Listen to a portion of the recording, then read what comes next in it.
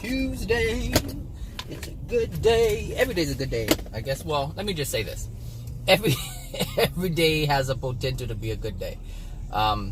Especially if we see something that we're supposed to see, you know? Which actually happened this morning, to be completely honest. I'm putting on my chapstick, sorry. But there's a different topic that I'm going to talk about today. Hopefully I can remember it for tomorrow. Or maybe I can incorporate it if I have enough time.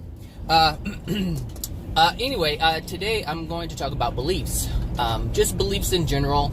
And, I'm going to talk about false beliefs. Yeah, that's it. False beliefs.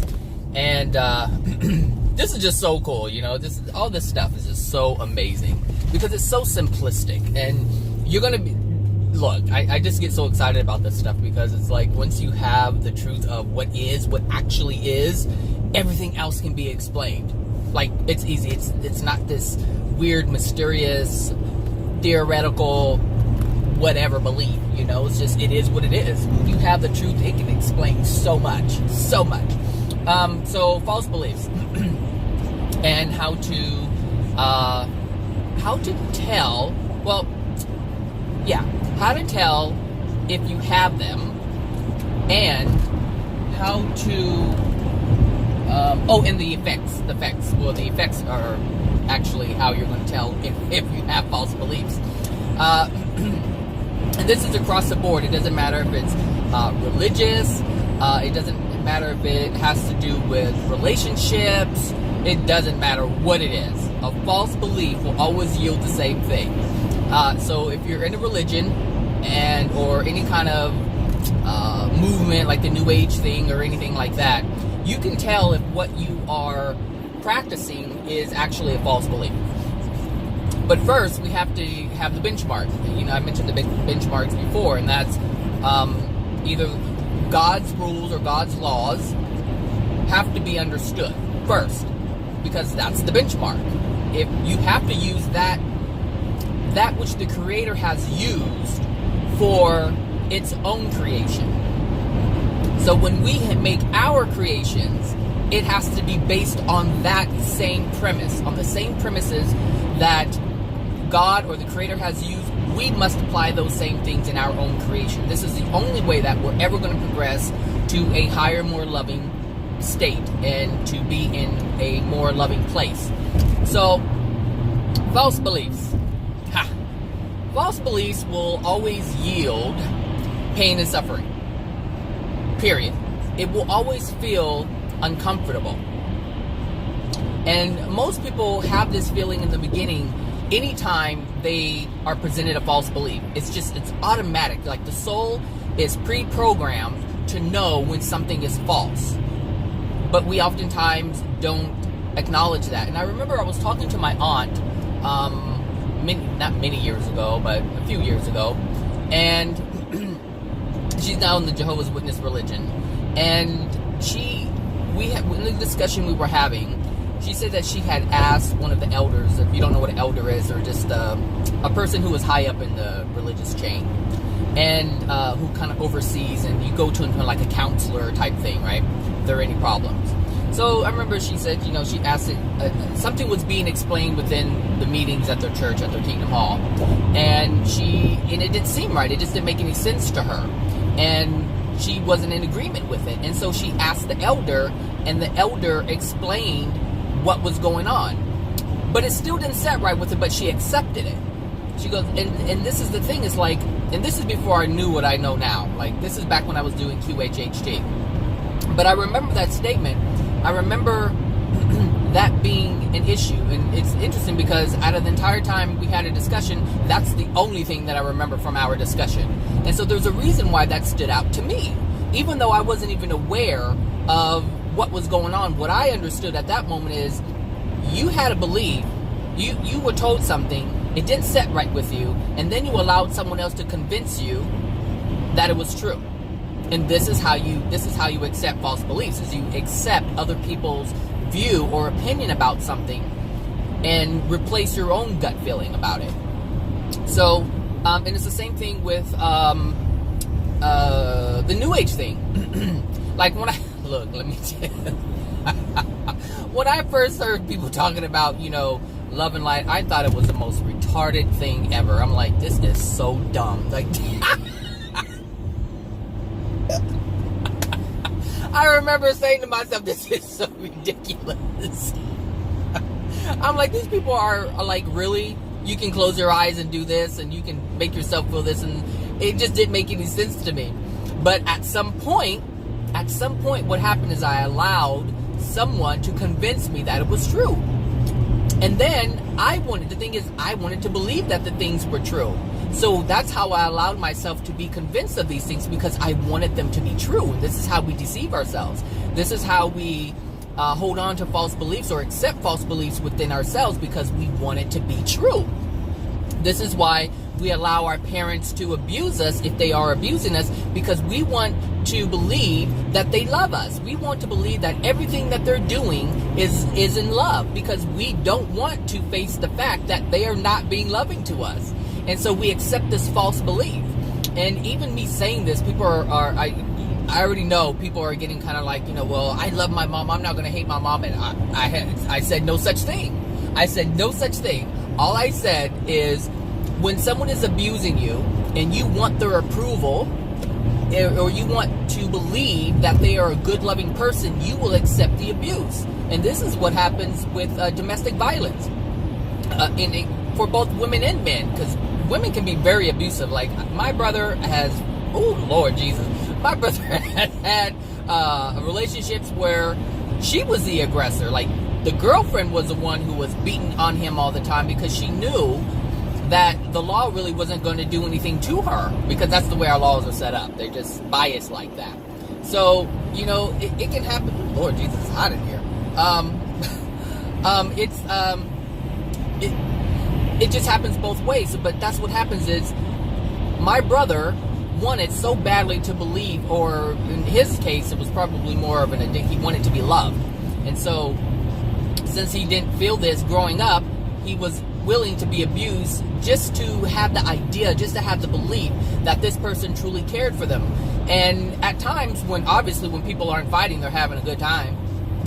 I mean, that's really what it is, until someone starts drinking and they can't handle the liquor or whatever. But for the most part, domestic violence is one of those things where it doesn't happen. Well, I don't want to say it doesn't happen every day, all day, because some people are in that situation. But for the most part, that's why it goes undetected from people on the outside, because things move along in a way where it's okay and they feel safe and they feel loved, and that's the belief that they want to have, because that's the belief they need to have. And so they allow themselves to be abused all these other times just for those moments of feeling like these people care. And that's what happens with parenting. It's the same thing. It's no different. But anyway, that's how you tell if you have a false belief, is if you believe something and it yields pain, if it yields discomfort, if it yields suffering, it is a false belief. So when we look at religions, now when we this whole, there's a belief, like, I'll just use the Jehovah's Witness religion because I'm more familiar with that one than the other ones. But they're very strict, and there are a lot of things you cannot do. And so anytime you feel a restriction in doing something, then it is a false belief. So, Jehovah's Witnesses have these these beliefs, and one of them is you can't celebrate any birthdays or holidays, Christmas, Easter, all these other days, any holiday that man has created, you're not able to partake in. And so these, these holidays are used for people to come together and be joyous. And I'm not going to go into why these holidays are even in place and why we can't be joyous and happy at all times, but I'm just using it as an example for now. These holidays are a time when people get together, they laugh, they come together over food and, break bread, I don't know, whatever you guys call this stuff. I don't do them because I was raised Jehovah's Witness, so I really don't partake in those things. But anyway, anytime you are restricted from expressing yourself the way you feel you want to express yourself, or the way you feel you should be able to express yourself, that is a false belief. So Jehovah's Witnesses believe that it's wrong to celebrate a holiday because it's a man-made holiday. Well, the reason why that's a false belief is because man is able to recognize any milestone. Man is able to recognize any goodness and celebration that it feels. I mean, because you have to understand the soul is having the experience. And so the soul is wanting to experience joy and togetherness. And so when you prevent that from happening, you are shutting down your soul. On a soul level, you're shutting yourself down.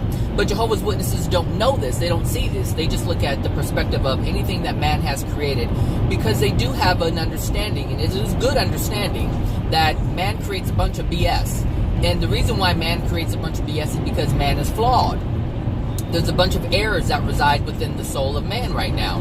So that is true. But that does not mean that you have to sacrifice your joy in order to recognize that. So for instance, I mean, I don't celebrate holidays really because I wasn't raised to celebrate holidays. But if someone says, hey, I'm having a birthday party, would you like to come over? I'm like, that's great, fine. You included me in something that you believe in. You have joy about turning another year or whatever. And so you've included me in that. I'm like, great, wonderful. How thankful I am, that I've been included. And so there's nothing wrong with that. The problem with holidays and things like that is if you allow it to rule you, if you allow the meaning of the holiday to dictate who you are. Like, for instance, the 4th of July is a national holiday, and it represents something. It represents freedom, but there's also some of the things that are attached to that. So if you believe about, if you're like gung-ho America and screw this and screw them, and we're the best country, well, then now you're getting into something different, and this is what I'm talking about. If you allow the holidays to rule who you are, if you allow the man-made holidays to rule who you are, then you've got a problem. But if you use a holiday to rejoice and come together and you're in positive energy, there's nothing wrong with it. And so this is the distinction that needs to be made with these, beliefs in terms of holidays. And so it doesn't matter, we can look at something else. We can look at, what else do Jehovah's Witnesses believe?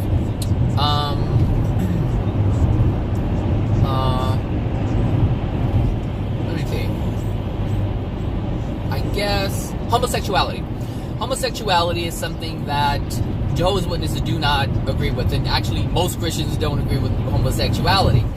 And they'll say in the Bible it says, homosexuality is wrong. But that's a different subject as to what's in the Bible and why it's in there.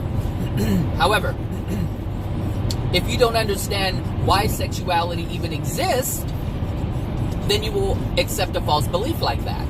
So homosexuality isn't something that's just, it's chemically wrong with the person. People are literally, let me just say this, there's many reasons for homosexuality. For the most part, people are born like that. And the reason why they're born like that is because that's how the soul incarnated. In terms, I guess I might as well explain it since I opened a can of worms. We are two halves of a soul. Most of you who listen to my videos know that. So you have the masculine side and the female side, and you can kind of picture it like the yin-yang symbol. You have the black side and the white side, where you have a masculine side and the feminine side. And that whole circle represents the soul, the whole soul. However, that masculine half is going to incarnate, and let me back up. When the soul incarnates, depending on where that soul is on the masculine-feminine spectrum, that is going to determine if it's going to attract two male bodies or two female bodies, or if it's in the middle or more in the middle range, it's going to attract a female body and a male body, and those will be their soulmate. That is literally their other half. So that's how it works. That's how God created the system, and for how things are to come about. So it's just like flowers. God created flowers, but God didn't just create one flower. God created many flowers of many variety. They look different. They have different needs. They're just completely different. And that's what God creates, is variety. That's why not everyone is a carpenter. That's why not everyone is a singer or a dancer or whatever it is, or a painter. Everyone is so different, and they bring a different element, and those different elements bring about a certain, a uniqueness, and when it comes together, they're like wildflowers. It's just like, all of them are different, but yet they come together and they look so beautiful in their existence. And that's how we are created. That's how the souls are created.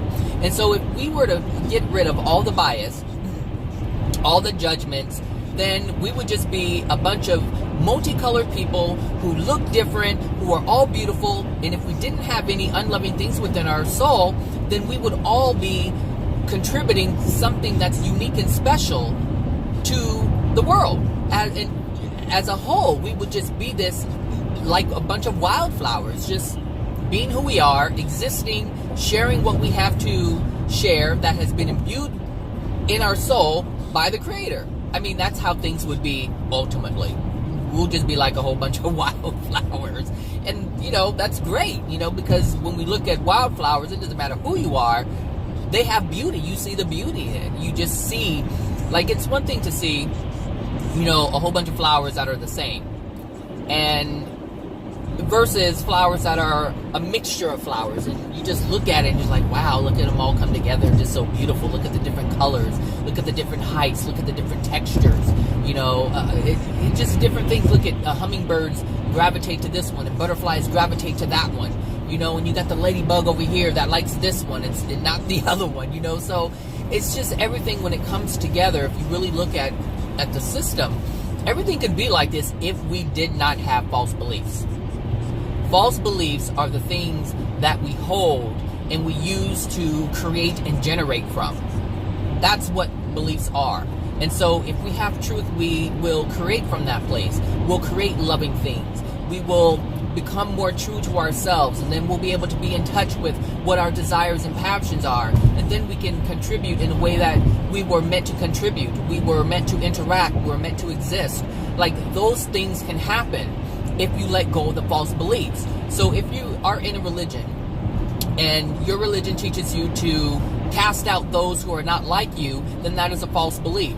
If you have a belief where it says, an eye for an eye, so if someone hurts you, you hurt them back, that's a false belief, because those things create pain in someone. It creates pain. And so if you're inflicting pain upon yourself, meaning if you do something to someone and then you feel guilty about it, that is showing you that you have a false belief and you're acting from that place of a false belief.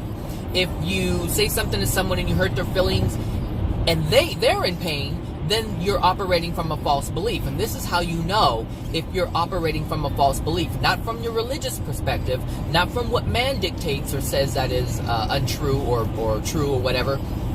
Only from God's perspective. That's the only perspective that you should ever care about, that anyone should ever care about, is God's perspective. So if you know what loving is, if you know that hurting someone's feeling is unloving, and you do something, if you're taught to do something that hurts their feelings, then you automatically know that it's unloving. This is why I said you use the benchmark of God's love, not man's love. Bringing someone flowers for Valentine's is not God's love. It can be an act of love, but that doesn't mean that it is love. It's completely different. It's all these actions. It's like I had mentioned about the New Age, like, posting hearts and loving unicorns and butterflies and puppies this and puppies that. And there's nothing wrong with the puppies. There's nothing wrong with the hearts. There's nothing wrong with that. It's the reason why you're doing it that is the problem. So if you have a belief that to be New Age, you have to be loving, meaning you have to do. See, here's the thing with New Age. Excuse me. The New Agers have a belief. They have a desire, and the desire is to be in a more loving world. And the reason why they have that desire is because they recognize that they don't live in one. And so this is why they call themselves light workers, because they want to take it upon themselves to transform the world so it is a better place. That is a fundamental belief, and there is nothing, well, I don't want to say there's nothing wrong with that, because there's a whole lot wrong with that premise. However, that desire is real. That desire is true. So there's nothing wrong with having that desire. However, the actions that are carried out are the problem, because it's the actions that are being carried out that are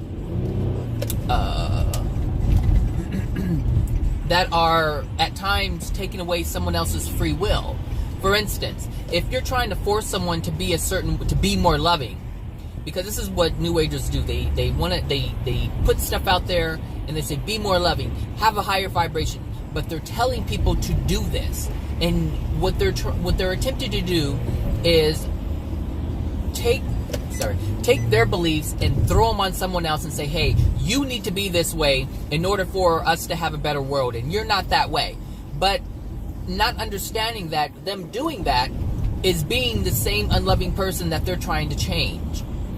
This is the problem with New Age, is they don't see self. They only see other people for the most part.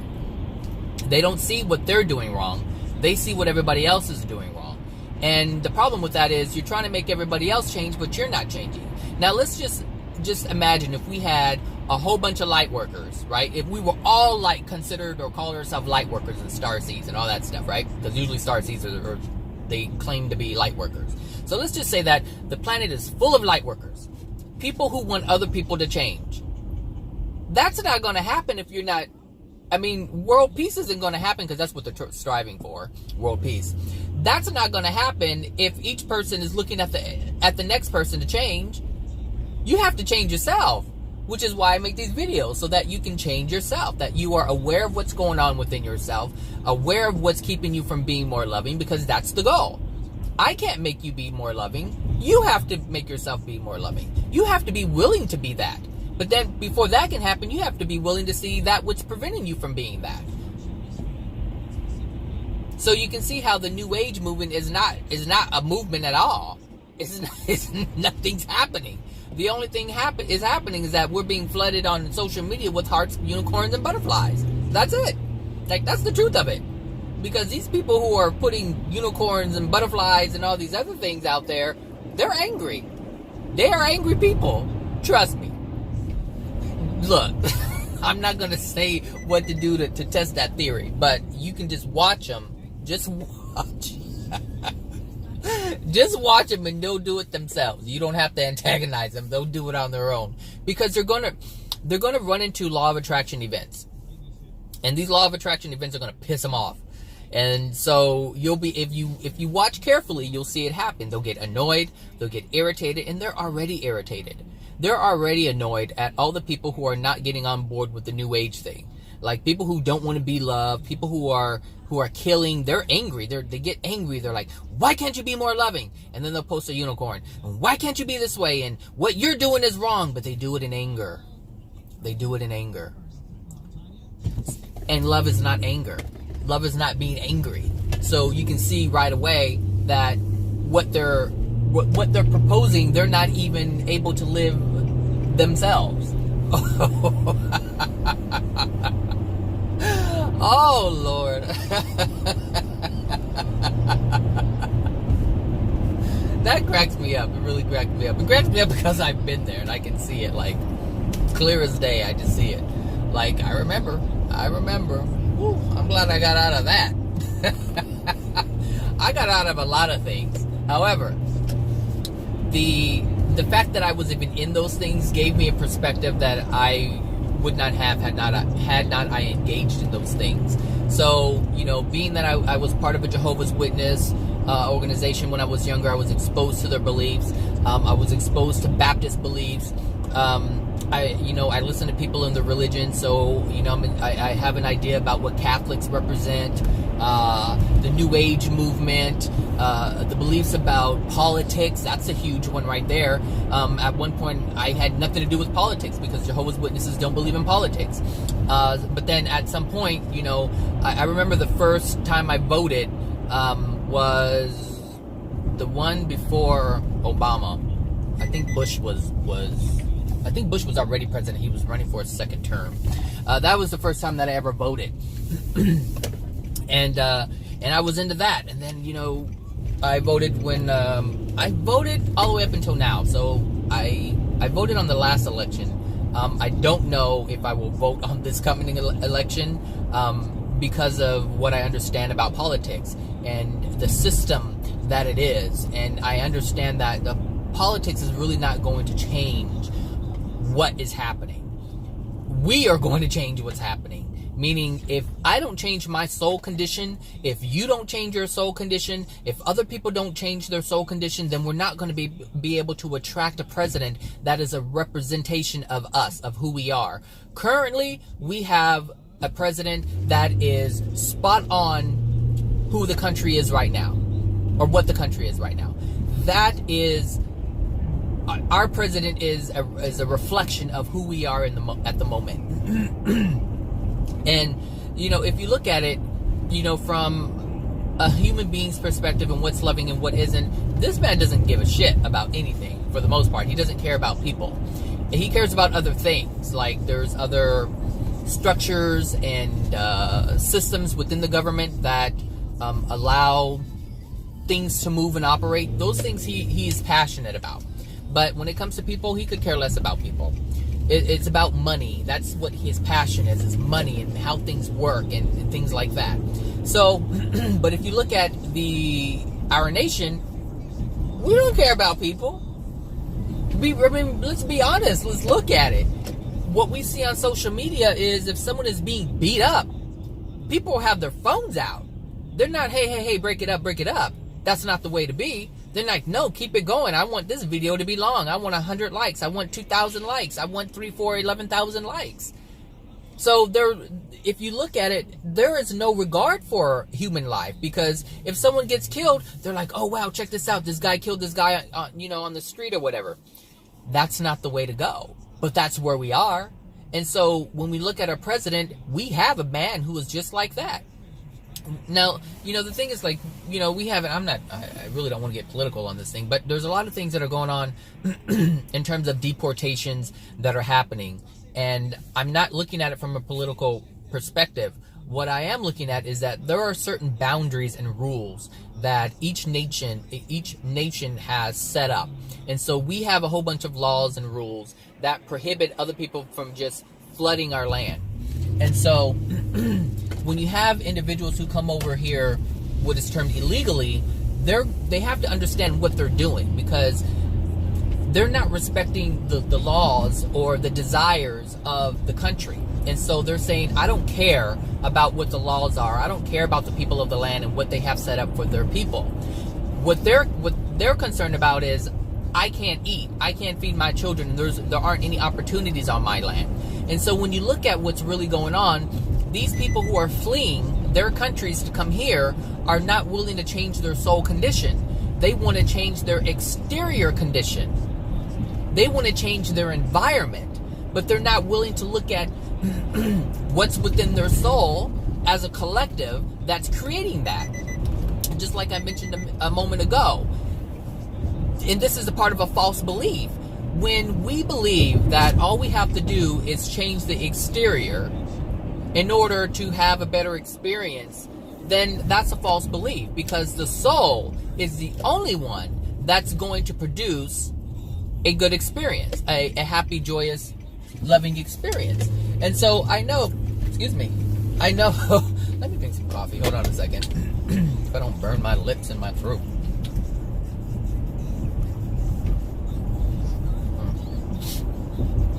I need one more. That was good. Okay, so if we have a false belief where we are believing that if we change our exterior, oh gosh, this traffic, everything's gonna be fine. This traffic is not good.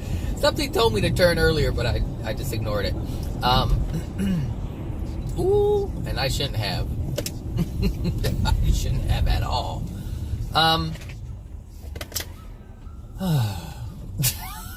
This threw me off. Whatever, I'm still going to make it on time. Because that's part of my law of attraction today. I'm already calling it. So anyway, if we have a belief where we believe that, something outside of us is the way to make change, and it's not going to happen. And, I was going to say, I know a couple of people who are immigrants. They're not from here.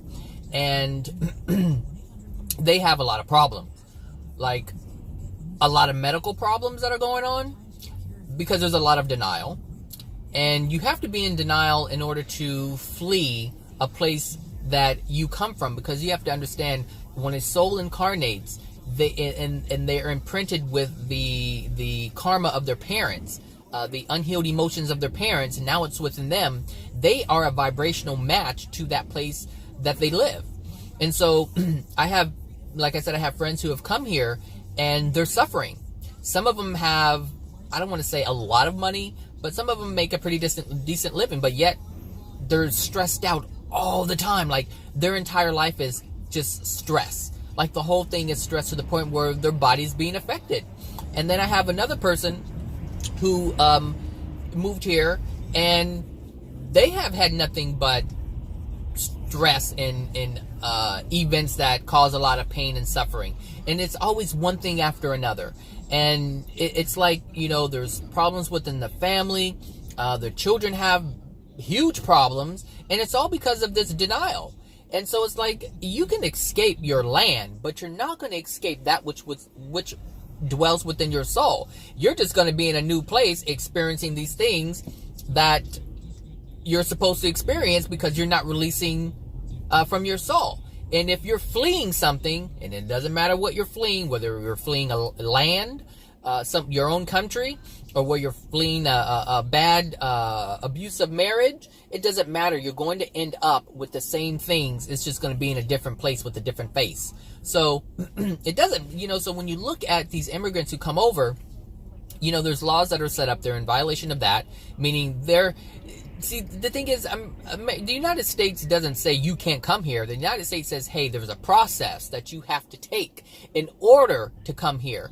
And so there are individuals who come here and who have, and a lot of Asians, if you really look at the lives of Asians, their lives are more, I don't want to say calm or more freeing, but they gain a lot. They gain a great deal. They have the family unity. There's a lot that's there. But a lot of them have gone through the process, and so they haven't violated any laws. And the thing is, whether it's the man's laws, and see, the thing is, man's laws are in place, but then God's laws govern that. So if man's laws state that there is a process to go through in order to be here, then you have to respect that. And so if you're coming from an outside, if you're coming from a different country, then you have to respect the laws of that land. Just like you have to respect the laws of someone's home, the rules of someone's home. There's things that you don't do because it's disrespectful. So would you just walk into someone's home? No, you wouldn't do that. Now, I know there's an issue with having separation of land and preventing people from going there, and I understand that, and that's a violation in itself because we don't own the land. But you have to look at the entirety of it, of the understanding. You have to look at, you know, we have created, even though it's unloving, we have created these laws and we have created these rules. And so we have to respect those who have created them because they had the right to do that. And so the thing is, we have free will. So we have to respect the free will of people, of people's creations, whether they're unloving or loving. So, and it's all about respecting the free will. And so if you respect the free will, then you are in harmony with love. And so when you do come here, if you do come here and you went through all the proper channels, then there's no karma involved in that. You know, you're not sneaking, because if you have to sneak, that means you're doing something that you know you shouldn't be doing. That means you are in violation of something. So I'm not trying to say anything about immigrants. I'm just saying, look at the laws, look at the framework, and if you're violating that framework, because that's going to let you know if you are doing something that you shouldn't be doing. So back to the false beliefs. It will, if you believe that, so I guess we can still use that as an example. If you believe that you can just come here and not have to, if you could do whatever you want to do and you don't have to take anyone into consideration, then that is a false belief. And that false belief is allowing you, if you're an immigrant, or it's allowing immigrants to come and intrude on someone else's land without asking. That's basically because it's trespassing. It's like you didn't ask to come here and you just came here.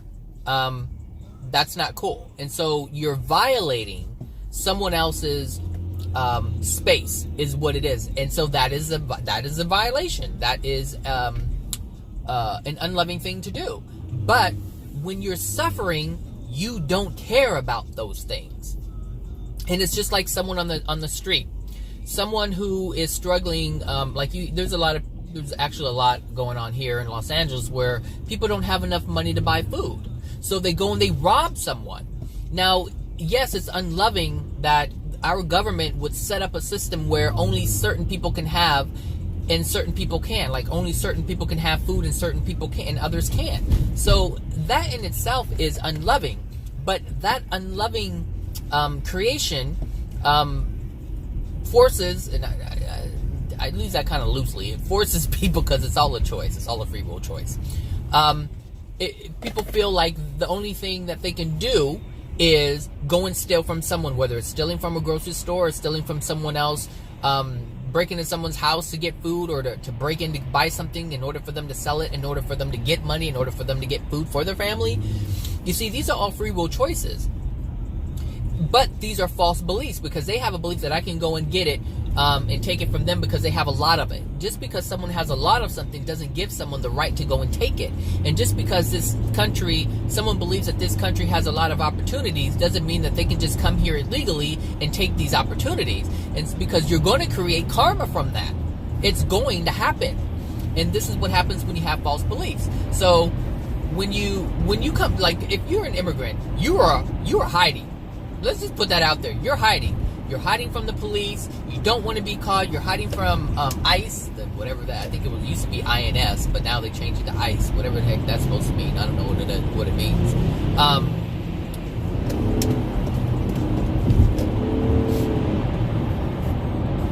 Sorry, I had to get a little racetrack on it.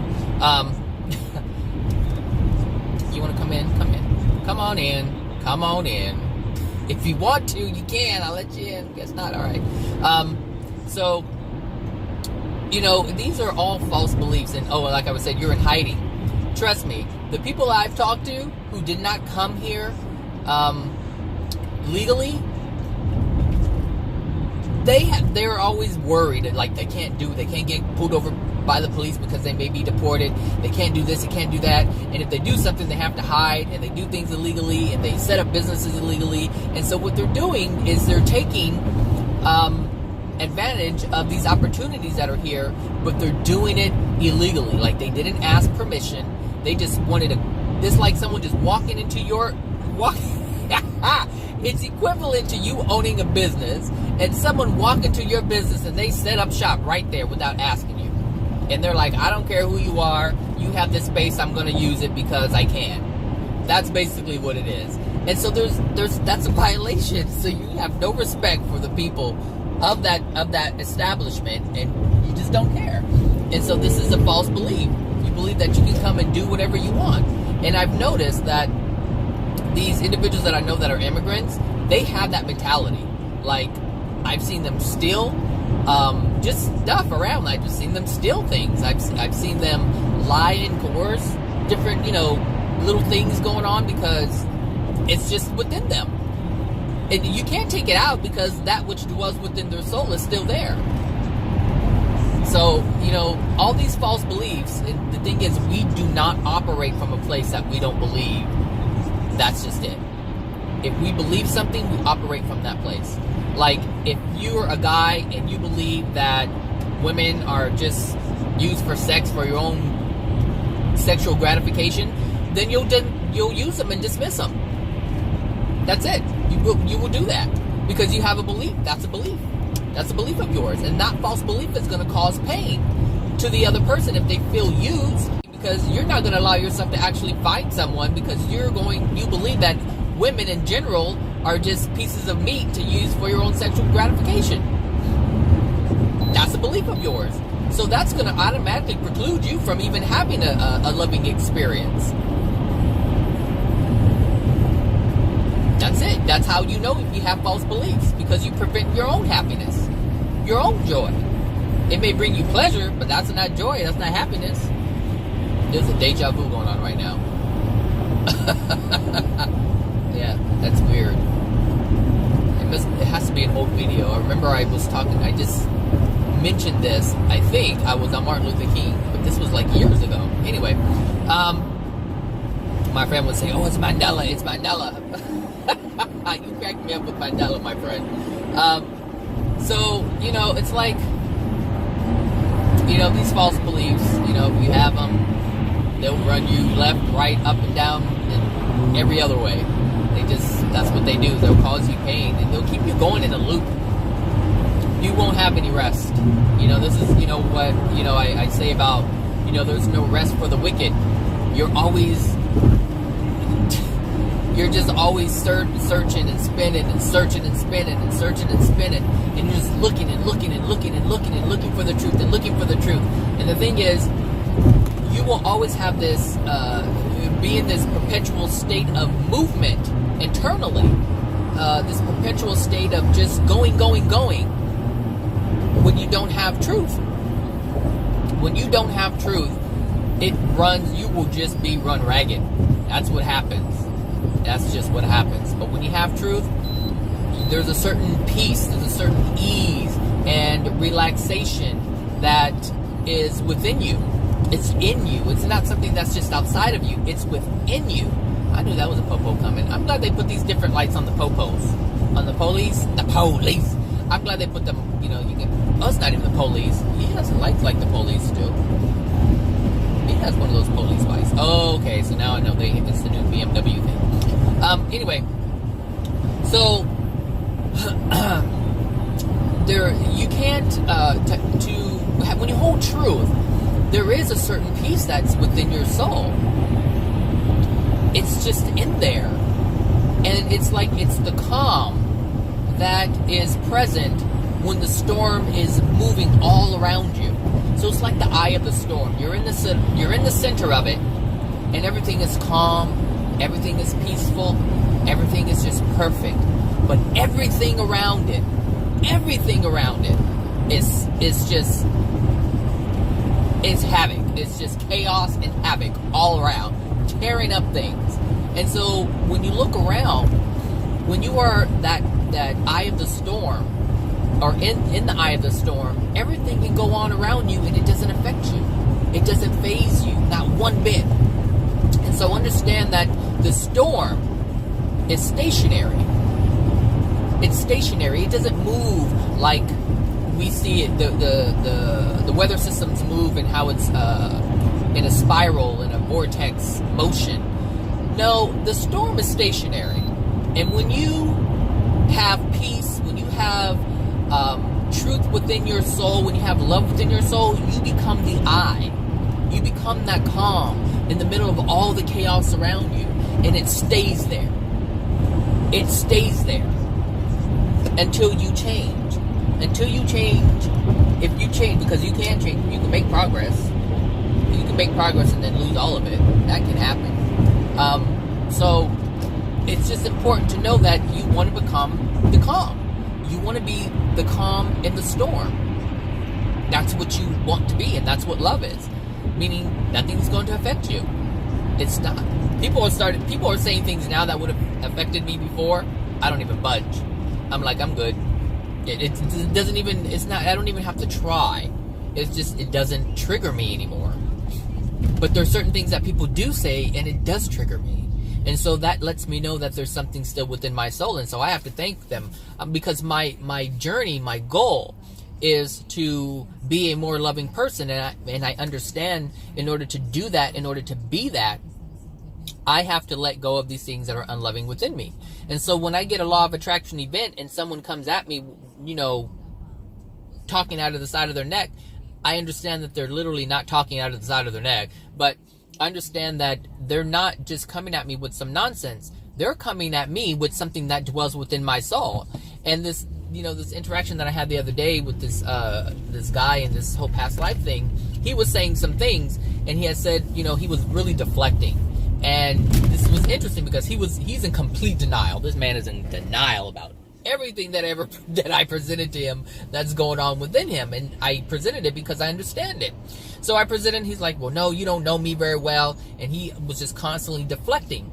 But as he was deflecting, he said, because I had mentioned the law of attraction, and so he was trying to use what I was saying against me.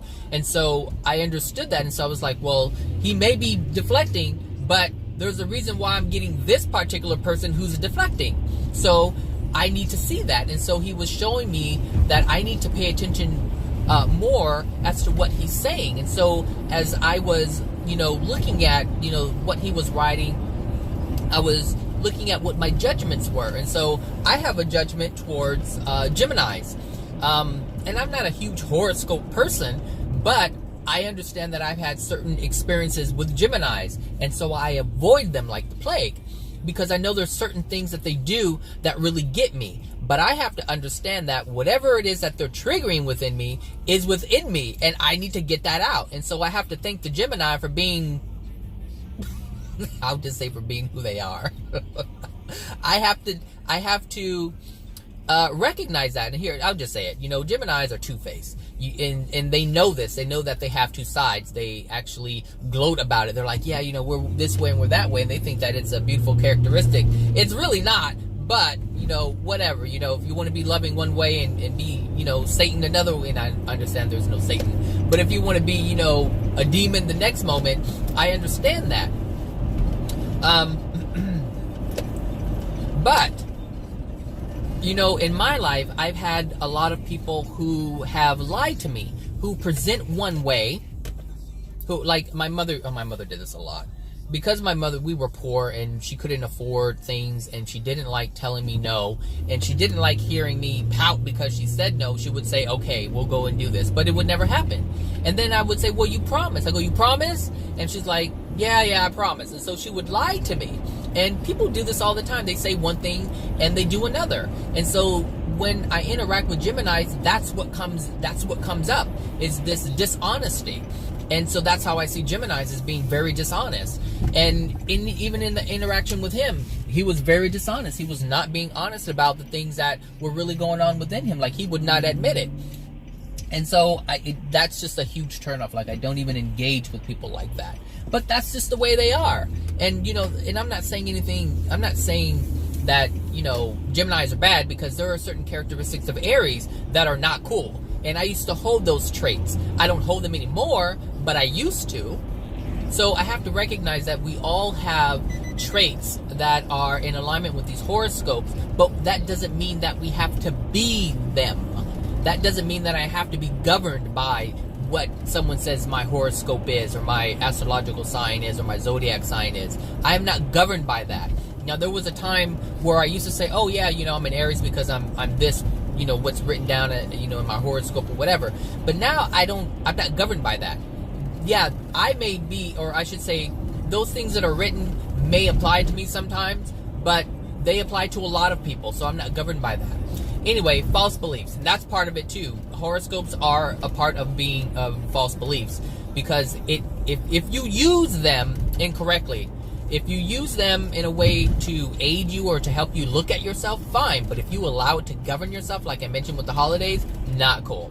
All right, everyone, that's my take on false beliefs. I hope you guys have a great Tuesday, and I'll talk to you soon. Bye now.